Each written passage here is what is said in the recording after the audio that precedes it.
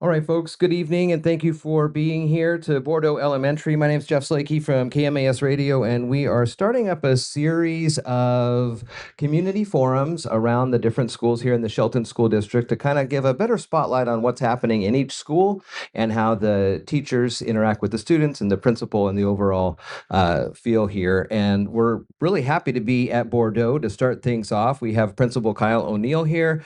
We have third grade teacher Bree West. Superintendent Wyeth Jessee is in attendance, as well as two of our great school board members, James Dale and Lauren Gilmore. And I've put together just a couple of questions to go through with everybody to kind of have a better, fuller conversation about what's happening at each specific school, because I know we hear a lot at the overall school board meetings on a district-wide level. But as we were talking about these types of opportunities, it's rare sometimes to have everybody on hand to be able to talk on an individual elementary school basis. We're going to be at OMS in October on the 7th as well, and then we're going to be making our way to all the schools in the Shelton School District. So I want to thank everybody for being here, of course, and we're going to start, Kyle, with you as the principal. New school year here, so just talk a little bit about some things you've seen, what makes you proud as a bulldog here at the school. Yeah, I mean, there's a lot of things that make me proud. This is my 5th year entering as principal at Bordeaux, and I think this year, out of all 5, we've really been able to hit the ground running from day one. We have had a pretty continuous staff over the past couple of years, so not a lot of new people coming in, and the new ones have come in and really just assimilated themselves into the culture that we've already got going on. The kids have been fantastic. I think we've tried to build a K-4 program here, get the kids ready for OMS and OBJ on up. But because of that, when the students go from kindergarten to first to second, they know what the expectations are. The teachers hold the same high expectation for students, both behaviorally and academically. And so we really try and limit, the surprises. And so when they enter the building, they're greeted by multiple adults in the front and greeted by multiple adults up in the breakfast room. We're trying to set the stage for the day on a positive note. And so I just think overall, the staff, my teachers, my support staff, have just done a wonderful job of just setting the system up for success, so that already I just saw first graders walking out the door with book bags and their books going home. Kindergartners are learning how to partner talk and turn to each other. I saw that today. So all these things that sometimes take 3-4 weeks, we're doing it already. So it's been super cool. I see a lot of Bordeaux Bulldog posts on social media from your Facebook page and things like that. And it looks like not only the staff, but the students here have a lot of fun when it comes to learning at the school. So talk a little bit about how the culture instills both a great positive learning experience, but a welcoming experience. Yeah, and so kind of like what I mentioned is I'm really fortunate because everybody on my staff, teachers, support staff, my front office, my custodial staff, the people that work up in the lunchroom, are fully committed to the students and their success. And so when you walk into our building in the morning, you'll often see myself, my title lap team, my secretaries, my nurse tech are up front greeting people. We have a couple people outside letting kids out of their cars, and we just try and start the day on a real positive note and just greet the kids warmly, give them hugs, high fives, walk them to class if they need to. We have multiple people in the cafeteria, same thing, to make sure they're getting breakfast and just checking in, do a little temperature check on the students, and just try and start the day positively. Because I think, as everybody knows, if your day starts off rough, then your whole day can be kind of ruined. Right. I do think we really try and implement just a very engaging experience from the moment they enter the class or moment they enter the building all the way through the end of the day, so that they're busy all day long, they're learning all day long, and then through that, I think they are hopefully having fun.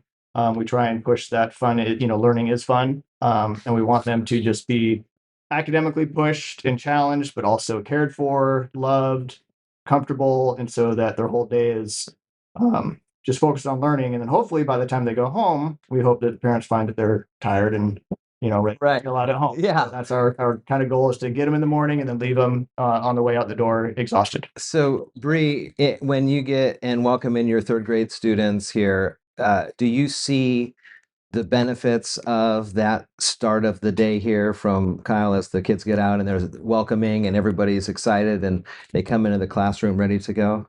Oh, absolutely.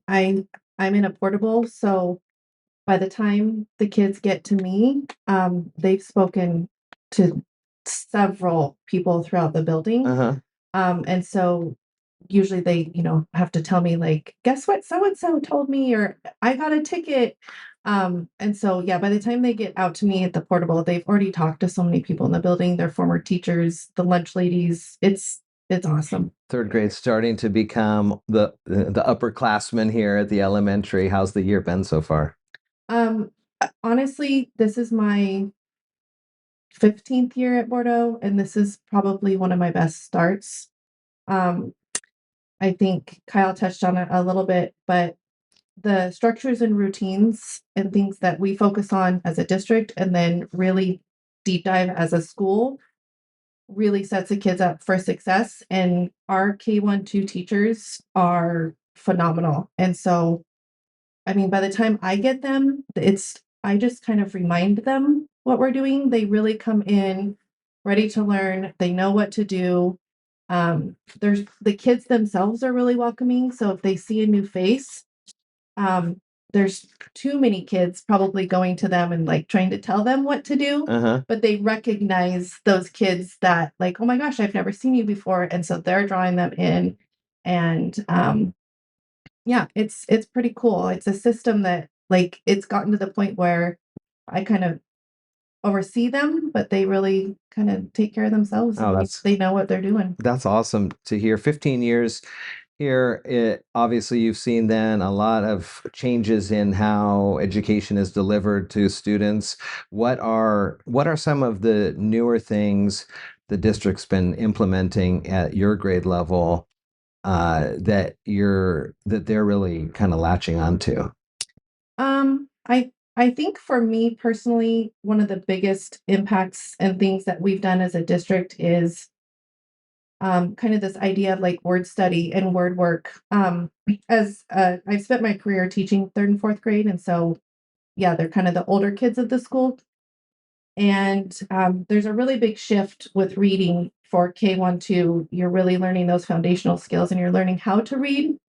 And then you come to third and fourth, and you're kind of taking those skills that you know how to read, and now you're reading to learn, and you're reading for information. And we were really missing kids that still needed a little bit of foundational reading skills. And so this program with like Words Their Way and things like that, it's K-12. And so it really is allowing us as teachers to implement a program that's structured and routined that is the same across all schools, but it's meeting the kids where they're at and their needs. And so, we teach those core reading subjects and writing, but then there's also kind of that small piece during the day that we're implementing like very direct instruction on word study, and it's made a big difference with the kids. James, so at the school board level, you get a lot of the end result reports of this. You see uh, the increases in reading and things like that. Talk to me a little bit about first just what you heard here and how that is in line with what you've been hearing from the district level at the board meetings. Yeah, great question. This is my first fall launch. So I came on the board mid-September last year. Uh-huh. So I missed this part of the experience. So I don't have that to compare with. But this year, I just want to echo everything I've heard from teachers and people that work in the district that I've talked to, just been really positive about this fall launch. That the school year started off just positive, to use that word again, and teachers being excited. I think I've seen a morale increase to start the year off from teachers, which then translates down to the students. And so kind of learning how the school usually starts out, but I've seen the maybe down the line result of what they're doing here as I got to tour OMS last year. Right. And to see all of the students coming in hopefully with the same, this is how we start our day, this is how we do it. It doesn't matter if you went to Evergreen or if you went to Bordeaux or if you went to Mountain View. So I got to see a little bit further down from the third grade, just echoing what the district's been really putting into place for a number of years now, kind of, I think, the fruits growing and being really apparent, and all of that work coming to fruition down the road. Lauren, you're able to talk at this from a great perspective. First, the question is, are your kids coming home tired, like Kyle said at the end of the day? You're a parent here as well at Bordeaux. They are definitely coming home happily worn out from the day. Yeah. Every time I bring the kids to school or pick them up, they're always greeted by such a welcoming and safe environment. My children are always excited to come home and talk about their day and, share stories of what they learned or what they did on the playground and how the different specialists impacted their day. And I just always feel really good about bringing my daughters here. I'd like to kind of steal your question, which is moving into my third year of school improvement plans. I've really seen the growth across all the schools as each year they've set these metrics and these measurements for themselves, and they've crushed them every year, and we've really closed gaps across the district in how our classrooms are learning the same things and they're focused on the same skills and the same rules. My daughter is in her last year here at Bordeaux, and I feel really positive about her transition into fifth grade because I know that she is learning what she needs to know to go over there, and everybody is practicing and using those skills repeatedly so that there's no confusion or concern. They just feel fostered here. Wyeth, talk to me a little bit about, you travel all the schools weekly to find out what's going on in the classrooms here at Bordeaux. This is what we're focusing on tonight. Tell us what you see from the student body to the staff to the teachers to everybody here, which is a great beacon here on the hill of Bordeaux Elementary. I love Bordeaux. I love coming here. It's always been, even though I'm going into my fifth year, this has always had a safe it's just been a very welcoming environment. Kyle would definitely know, like, I'm always like, all right, so this is your next step. Like, here's the things that I see that could help you and your staff, because we have to listen to the educators. And I also have to trust my own professional eye to what I see. And I go, oh, okay, so this is some ways we can address these common problems, right? Like, why aren't kids just leaving the classroom? Like, how are they coming down the hallway, like trying to prevent? And so they've made a number of, I wouldn't say seismic outside of the reading approach. That's just been an adoption approach. But they've done a continuous improvement about how they operate here at this school. And it's come to a place where what Bree's able to detail around, wow, now they build up and they know what to expect. Here's our structured routines. Here's how I get my book. Here's how I make my notes. This is my journal. I know how to do a turn and talk. These are those little things do add up so that first month of teaching isn't spent doing all that time. That's a frustrating task for a lot of staff because as Lauren's mentioning, some students show up and they're not able to navigate very well every year. They're not in very maybe sometimes structured environments, maybe that a lot of our educators are used to. And so by having that, it's known for those, especially those kids that show up, they go, oh, I know what she means by sitting at the carpet quietly, because maybe they had Miss Rhodes all the way back in kindergarten, and then they figured out that's what it is. And they built developmentally appropriate over time. And that this school has worked really hard on coming to some agreements, making a commitment to it. And that commitment has actually turned to a way better experience for those students. And now they're just accelerating because the numbers are like, that's like 100 extra kids at this school that now are reading at grade level that might not have if they didn't have all the experiences that this staff crafted. Kyle, what are some of those goals that you may have for this upcoming school year? Maybe things that were not necessarily left on the table, but as you reflected on the end of last school year, what you think would push the student body further even more this year? Yeah, so I think one of the main things we have is our school improvement plan. So we set goals based on our data. So right now for our third grade, Ms. West and her team get a lot of the pressure to get 45% of our students at or above benchmark on the state assessment. For us internally, it's a guiding document, and we use that throughout the year of kind of a focal point. But really, like in a larger scope, because sometimes outside the realm of like the building or the district office or the school board, the school improvement plan might not mean a lot to the parents in the community. But it's something that we use as, like I said, a guiding document. But then we also use that to just take a broader look at how we're doing and what systems are working. So one of the things that a lot of people know is that within each classroom, we've tried to provide a robust classroom library where students are able to find books that are at their level, that are independent, and then the teacher can guide them through those books and help them kind of accelerate on the reading. So one of our goals this year is to really fine tune and focus on that aspect. So we've been doing that, but I think teaching kids to be able to sit down, read, engage with a book, respond to that book at multiple levels throughout the year is just something that for our school can kind of push those kids to that next level. It's a challenge because teachers are trying to manage that. It's hard. It's been a super huge learning curve for my staff, but they've taken it on head on and put a lot of time and effort into it. And so I think, like, Mr. Jessee Wyeth was saying, that we've done a lot of work on some of the other structures. And so we've got our systems, our routines down. So that's one area that we can just focus on and really kind of fine tune of how do we get those kids starting at, level D and get them up to level H, I, or J, throughout the year. And so that's the kind of a focal point for us this year. Explain to me a little bit about how giving them this good baseline gets them a little maybe more open in the classrooms, a little more out of their shell in a way that they're able to connect better with their peer group.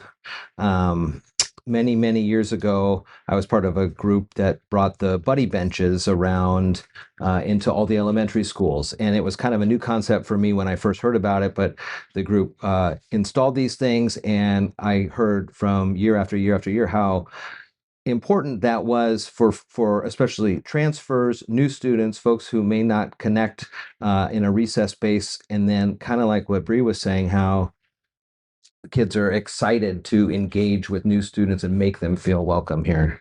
Yeah, I think hopefully our students feel a lot of pride about being at Bordeaux, especially our older students.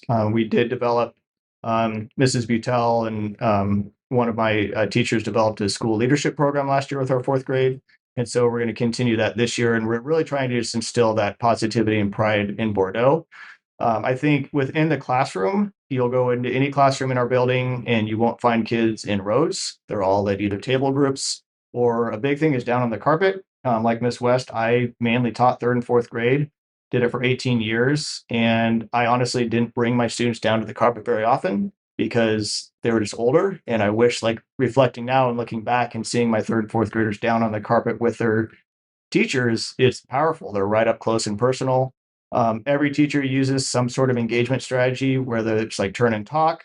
Some set the kids up in squares or in triangles. But throughout the lesson, the students have to turn to each other, support each other, listen to each other. So through all the just basic academics, I think they're really learning valuable social skills and just how to interact. Because as we all know, like growing up, there's very, very few jobs where you're just siloed off by yourself. Yeah. So interacting and working with each other is huge. And I think that's just been an added benefit of that teamwork. And then everybody again builds in that loving relationship within the classrooms that we're all there to support each other, to build each other up. And our success is based on everybody's success, not just one individual. Bree, go on that a little bit. I want to know a little bit more about the on the carpet time, no rows. I mean, when I was in school, it was all rows, and that's how things worked. And you kept your face front, and you had listened, and yeah, whatever. But when I've been in classrooms here and at other schools around the district, I do see a lot of that. So explain to me a little more on the benefits of that type of learning atmosphere. Well, they're still in rows on the carpet. They're like, they have spots. Okay. There's too many of them to be just wherever you want. Wherever So you want. we do strategically put them in, a spot. Okay. But what Kyle's talking about is like when we're doing those mini lessons and those direct instruction, especially at the younger kids, elementary, they can just disengage very quickly, and they can be staring at you and not have any idea what you're talking about. So we try to interact with them during our lessons. And so one of the strategies that we use a lot is turn and talk. And so while the students are on the carpet, we have taught them how to respond to our lesson, but with themselves and with their partners. And so some classrooms just do partners, some classrooms do quads. It's kind of whatever that classroom management strategy is for each individual teacher, but allowing the students to respond to whatever it is I'm teaching. And so, giving them a prompt. So if we're working on genre, like I'll ask the students, think about the book that you're reading and what is your genre, and then they're sharing that with their partners. And then it gives us as teachers an opportunity to kind of hover over them because they're kind of in a close proximity to each other, to listen to how those students are responding. And it gives us just a really quick gauge of where they're at to kind of keep guiding our lesson. But it gets them interacting with each other. Got another question for you, and Lauren, I'm going to add you into this one as well. When it comes to outside of the classroom learning and family engagement on these things, I know it's the start of the school year, so you may not have as many those types of opportunities right yet. But over these last few years, how do you work to communicate with the families that engagement at home is a very important and additional aspect to learning here at school? I think for us, we've kind of got two big focuses with that communication and that homeschool connection. One of them is attendance. So just trying to support families with getting their kids here and here all day. We've got a lot of really great learning that we do, but we cannot do it if those kids are not here. And so just trying to work with families to make sure there's not barriers and things like that, and the importance of their students being here. And then we also are working really hard on that homeschool connection with our book bags. So like Kyle was talking about, getting kids in a good fit book. And then those are books that we send home. And it really, helps for parents to see what kind of books their kids are reading. And hopefully they kind of connect through reading. And so those two things have been kind of one of our main goals of trying to communicate with families and make that connection. Laura, and then if you're comfortable sharing this part, the at-home reading, learning aspect, how do you go about it when your students come home and get them prepared for the next day? Yeah. Each year we've always had this small literacy requirement appropriate to their level, 15 minutes in kindergarten, you read to your child. My kids are up to 20 minutes in first grade of reading in the evening. Sorry.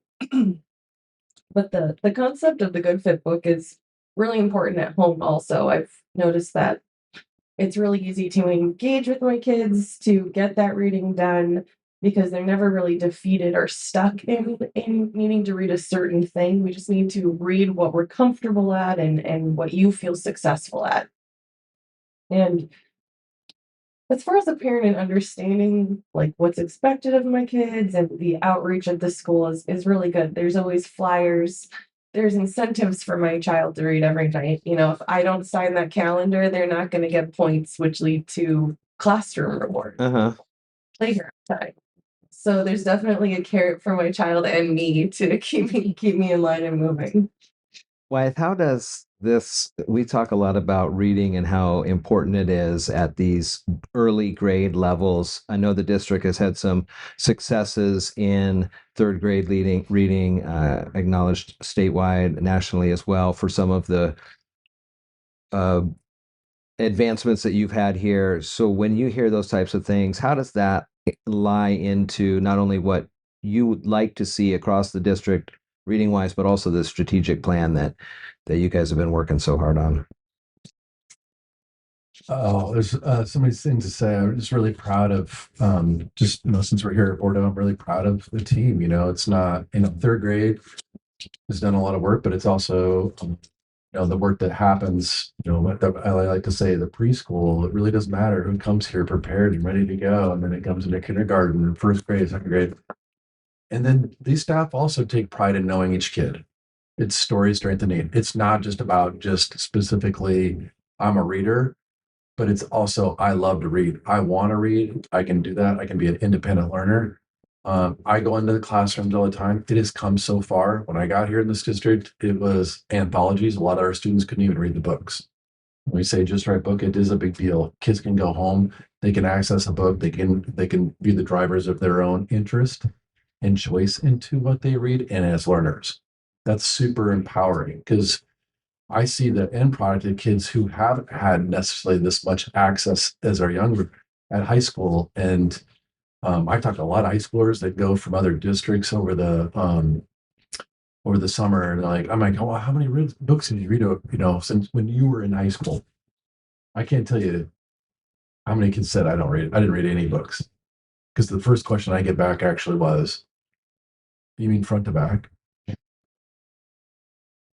I mean, that's sad, and then they just put out a report about why that is. I just get, I mean, I people don't understand how much you're doing for kids. I was one of those kids. I had an IEP. I was getting instruction reading. I was supported. Single mother, public schools. People saved me, and without that, I wouldn't be here.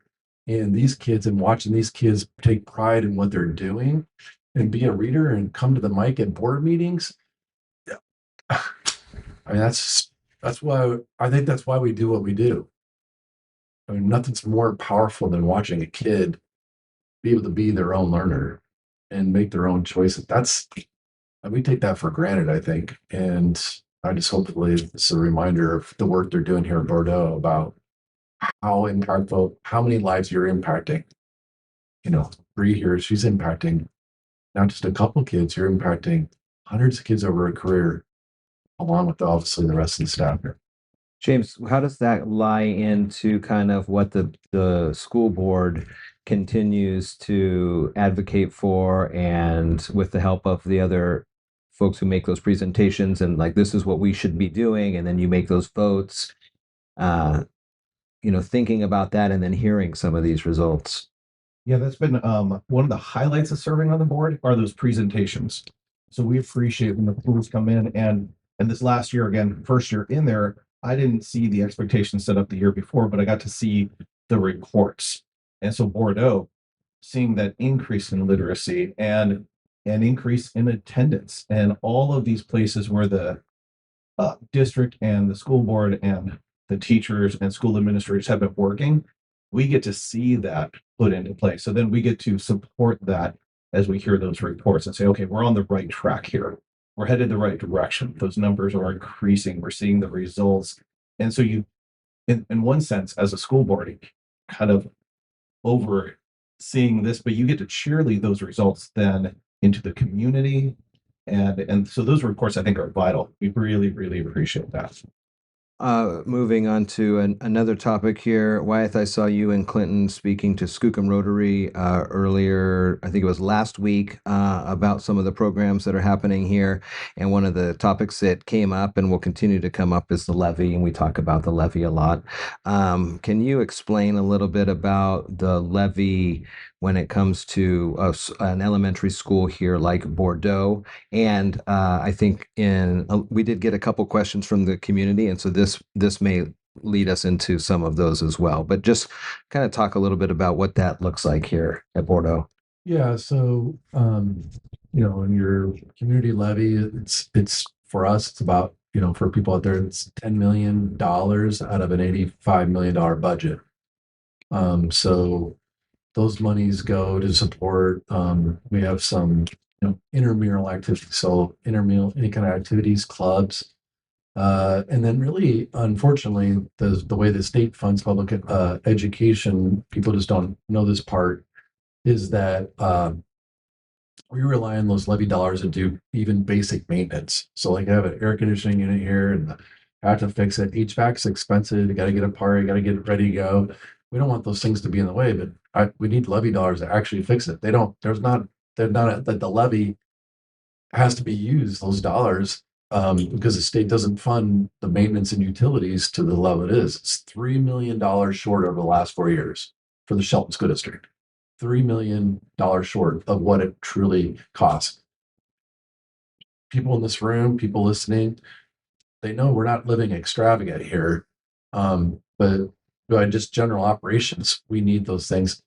And then when it comes down to staffing, they staff a lot of the support. So we know that we provide mental health supports. We have a new counselor here at Bordeaux. We know that we have front office staff, an assistant principal. Those are the things that levies come back. So, I mean, outside of basic class and your principal and probably one office staff, a bulk of that is actually supported by the levy. And then we have to rely on federal title dollars to backfill some of the other things. Kyle, can you bounce in on that? One of the questions that we got was about classroom sizes, especially specifically here at Bordeaux, and it was the ratios in the fourth grade class. Is that a levy issue here at Bordeaux? I heard you talking a little earlier about different schools have different numbers of teachers in those different classrooms. Yeah, and I think and Wyeth can jump in here if he needs to. I don't necessarily think like the staffing in that essence is specific to levy dollars, okay. but what I'm learning from this process as a principal is how much the levy impacts just kind of the overall functioning of a building. So while I don't want to say it's specific to that, I also don't want to diminish the possibility they wouldn't have a ripple effect to that. Because like at the elementary level, you can't talk about programs such as like our intramural sports, but Wyeth touched on it. I think really at the elementary level, you are talking about the human impact. Today was just a pretty typical day at Bordeaux. And at one moment, I was helping a student who was having some behavioral challenges. So I was working with him, trying to get him back into class. While at the same time, my counselor was working with a student one-on-one. Assistant principal was outside helping with recess. My nurse tech had sick kids in her office. And if you think about all those people, except for, could be myself, their jobs could be at risk. And so then suddenly I'm trying to do all those jobs at once without the support people. And so I think that's going to be the greatest impact. So yes, there have been some balances of our classrooms, but like for fourth grade this year, and I think that's where the specific grade level was. Last year, we had 3 fourth grade teachers, and working with Wyeth and the HR team and budgeting, we were able to add a fourth grade teacher because we knew the classes were going to be a little bit larger. And so I will say, even though they are kind of big right now, the district team was proactive in trying to solve that problem with me because we only had 3 teachers last year and we knew this was going to be a little bit of a bubble. And so it is always a balancing act because some grade levels we have a tremendous amount of students and it just it wavers a little bit and sometimes it ebbs and flows. And so staffing can be a challenge in that regards. Okay. What? What is the classroom ratio to teacher? So right now we have 4 fourth grade classrooms, and off the top of my head, as of yesterday, I believe each one had 27 or 28 students in them. Yeah. So may not be the exact number but roughly 27, 28. Yeah. Okay. Which is only 3 over cap. Correct. So yeah, and that's another piece to it. Thank you. There is a cap on each grade level, and K through 3 runs at 20, and then when you get up to fourth grade, the number is 25. So once they're at 26, it's technically considered over cap. But again, through just some of the staffing issues that we've run into, it's I don't know if you want to. Yeah, it's a state average. So it's a average for K3, but that's also including specialists. So that's the formula that the state put together, and so we abide by that. But at these older grades, like when you average that out, you're over by 3 over a cap. You're trying to keep things down. What drives a lot of these issues is the predictability of enrollment. It does fluctuate cohort to cohort, year to year. I wish we were magical, but if you all of a sudden have less families moving in, or right now one of the trends across the United States is homeschooling. I'll just tell you what it is. I mean, and I don't know who's going to choose to homeschool. They're not telling me until I get an email. So no one's asking my advice. I know what I'd tell them. Right. Send them to Bordeaux. This is a great place to get an education. So then if you're just a few over, I mean, it's not like, Wyeth, you're going to send that overage to another school. I mean, they're here in this area, right? You have to work within not only the class footprint here, but also within kind of the realities of keeping kids within their home school area. But yeah, the school, because they usually have a sibling too in this town. I mean, or it's multi-generational. My kids are, they're like, oh yeah, Miss West was my teacher, and now you can teach my kids. Like the people do that here. Okay, maybe sorry, now. I don't know. Let's say I was a teacher. I'll put myself as Sure. in the front of that, Mr. Jessee. But I've actually been there, so we'll move on. But it doesn't feel so good either. But we do want to keep people connected to the community. Schools are the center of community, point blank. And you just have to come to Bordeaux as a great example about how much people bleed their heart for this school. I'm sure Lauren would not want to move her kids. She would never do that because she knows this school's invested into her kids. She's invested back, and she's a volunteer. She invests back in the source of a volunteer to be on a school board than trying to do those things. So that's my short answer just around this. So let's move into some more of these questions from the community. We did get a couple. That was one of them. And these will mostly be to you, Wyeth. This one is about transportation.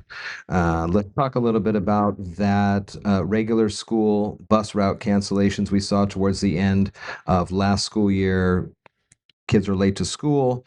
They might have been missing breakfast as well as getting into the classrooms on time. Can you give us any sort of updates on what's happening at the transportation co-op here? I was there today talking with them about kind of how it all works, and it was fascinating to see how they have to map everything out and make sure all these kids get into the classrooms on time, especially as you start pulling from Hood Canal and Pioneer and the added bus routes on that one, but it is a concern for some folks. You have any updates on that? Yeah, so we have a big catchment area. We have kids that sit on buses for a long time, and a lot of families rely on us to get their kid. A lot of working families, two incomes, trying to get their. We want to get your kid here too. Just by the data, we've done a better job getting kids to school each year. This year actually is our best year yet. That said, there's been no cancel routes for Bordeaux. That's good. The challenge on that is that when we miss one route, it's kind of a ripple effect. And I don't want to diminish that impact on a family. And if I could prevent it, I would. Unfortunately, this particular era, there's just a bus driver shortage, and it is a high turnover job. We have a lot of turnover in our bus drivers. It takes a long time to train them. We train them for free. We pay them. We're trying to get them in and get them in. Unfortunately, a lot of times they don't stay. They get a CDL license, and then they can be a truck driver for some other route and make more money and have more benefits. It's a very competitive environment for people who can drive large vehicles. We're caught into that. Other districts obviously are too. We're doing everything we can to keep ourselves competitive in that arena. One of the things that we did do this last year, and maybe you heard this, Jeff, from the bus barn, was this year we redid the routes. So we went through all of the routes and rerouted it to make it as efficient as we can, because we had some holes where some buses were super crowded and other ones weren't. So we tried to right size that the best. I think we did a good job. Unfortunately, like at the end, we also sometimes don't get the correct information. So we have to figure out after the fact where we get the updated addresses to some families. And so we do move things around. If anybody's listening and we didn't get your route, I apologize. I always wish I could, if there was something, one of the things I could guarantee, if I could sprinkle pixie dust, that would be one of them, is to have amazing bus drivers and that our buses consistently could run their routes without any challenges. It was pretty interesting to see the mapping and what roads the buses were able to go on. And a lot of it too is kind of what you hear with UPS and FedEx drivers, where you're not turning left at a light and you're saving gas and you're trying to be the most efficient you can. It was pretty fascinating, and as far up as Eldon to pick up some of those kids who had been in the Hood Canal School. To get them here, and all the way up to Lake Cushman as well. So those are some pretty good ones. Could I say something about because one of the questions in there I think was about missing breakfast, and we just it's actually very rare. Wyeth mentioned in the afternoon sometimes there is that trickle effect, because if a bus is late, let's say at OMS for whatever reason, it's just a ripple effect. But in the mornings, it's very actually rare for a bus to be late. I think Caleb and his team do a remarkable job of getting kids here. But even if they are, they call us. We let the front office know so they're not marked tardy. We let teachers know, and then we let the breakfast room know so that we make sure they have breakfast. So with our breakfast and breakfast after the bell, it runs at least 8:30. I don't believe we've had a bus, speaking off the top of my head, in 5 years past 8:30. And so every kid has that opportunity to get breakfast. I've got a couple people up there who are grandmas, and I think if I tried to deny a kid breakfast, I would have a hard time dealing with them because they make sure those kids are offered the food and ready to go. And so I think that's just something that, since that question did come up, that we never deny a kid breakfast. Now, whether they take it or not is a whole nother thing. But we do offer it to them, and we encourage them to eat something healthy and to be on their way. One of the things that I think elementary schools take a lot of pride in is the outreach from the parents and the parent groups and the PTSOs. And there's probably always room for more helpers, more volunteers. So here specifically, Kyle and Bree, in your classroom, what are some of the additional ways that people can volunteer? How do you become a volunteer? What is that process like? Yeah, we definitely welcome, parents and community members into our building as volunteers. A lot of them want to participate in the classrooms. And so depending on the teacher and how many, what work they have for the volunteer, that's the easiest route to start with, is just to reach out to the teacher. Now, sometimes they may already have an established volunteer. And so, we'll kind of work in figuring out a way to get people involved. I think the biggest way and easiest way is probably to participate on our PTSO. We have a pretty outstanding team that's working on the PTSO, but it's still relatively small. And so they put on a lot of wonderful events. We've got our upcoming Bulldog Bite auction. We do books and bingo. We have a harvest carnival, an arts thing in December. And they just support our building and our students in so many ways. And so that's a really excellent way to get involved, because I do think at Bordeaux, I'm extremely blessed to have a very a community that's very willing to participate, and I think we have a very close knit community here at Bordeaux, and they want to come in and support us, and so we are welcoming of that. Easiest route is to either contact the teacher, or you do have to fill out a volunteer form, which is, we can find one in the front office, or you can go online. It's a quick background check, usually not a big deal, and then we get them set up with maybe whatever activity they want to do. So, Bree, by third grade, maybe a lot of the parents here kind of have an understanding of what's happening at Bordeaux. But tell me a story of a parent that may have come in to volunteer and was kind of really blown away on how the education is happening in your classroom. Do you have something like that for me? No. They're all impressed.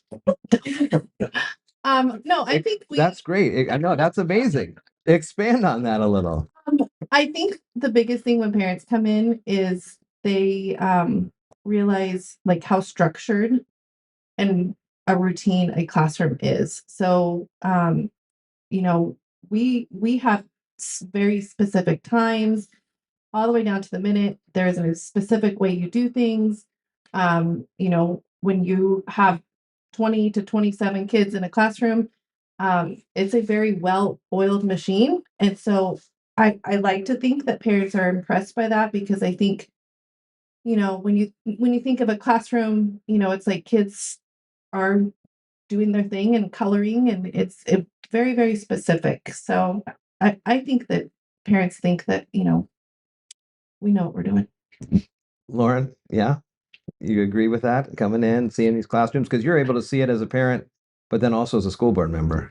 Just thinking of two stories. One is, with the kindergartner last year, we're bringing her into the classroom at the beginning of the year and then coming in for a field trip at the end of the year. I saw this big transition where, she got to the classroom and she's responsible for all these short tasks, and she puts her folder in the right place and gets her backpack hung up and then sits down at the table with an activity bucket. And it's true, it's down to the minute. There's all these really thoughtful, intentional learning opportunities all day. And then I was also thinking about when we go and we can read books at the different elementary schools. I went to read a book in a kindergarten classroom last year, and they were all sitting quietly doing their sheet. And I opened that door and just chaos ensued. And I was like, I'm so sorry. And she's like, no, it's fine. And we read the book. And then as I was leaving, she had them all back quietly in their spaces. And I was just, it's just wizardry up there. I don't know. Wyeth, we always talk about, and you have been really advocating these last couple of conversations we've had about come to the school, check out, take a tour, see what's going on, because it's not learning as parents might remember. Yeah, I'm just, again, so excited about the experiences that we offer our students and families. And I just want people to come see it. I think in this, back to this kind of era where things are on social media, people put things out there. A lot of times I'd like to say, come fact check that. You can fact check that by actually just coming down in person. You don't have to even rely on what I say, what you hear from a neighbor. Come see it for yourself, because it is amazing. Wizardry is going on. You can see this well-oiled machine. It's just evident. You can feel it the minute you come inside the buildings. People were blown away. We had a number of events in the spring to come visit schools and read with students, and some celebrations right here in Bordeaux. They did a really good job. Like, people are blown away about the skill set of the kids. And that's not just in reading. That's just ability to be citizens, right? It's the ability to share things. It's ability to ask a question. It's ability to walk down and let me help somebody out. Like, they're building, again, the future here in Shelton. It looks amazing, and it is transformed. So if the information people are hearing, I do get frustrated as a superintendent, because I'm like, what are we really talking about here? And I wish I could meet them in person to walk them through, so I can learn more about what it is, so we can have a very factual based conversation. And that's why we're having events just like this. Come on down, come to the events, so that we can have a conversation. You can hear it. You got a question, we can answer it, till you're satisfied that you believe what we're telling you is what's going on. That's why I invite them. Ultimately, come see it for yourself. It's evidence. A lot of pride. Should have a lot of pride in what the schools and these teachers and educators are offering, but also about how hard the kids are working and all the skill sets they have.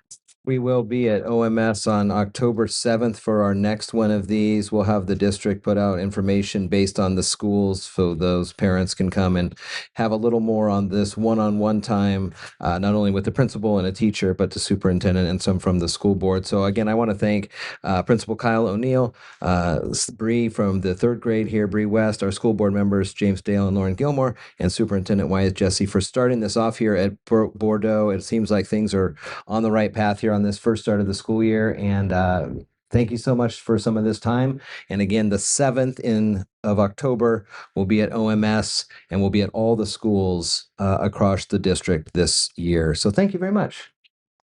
Thank you. There they are, everybody.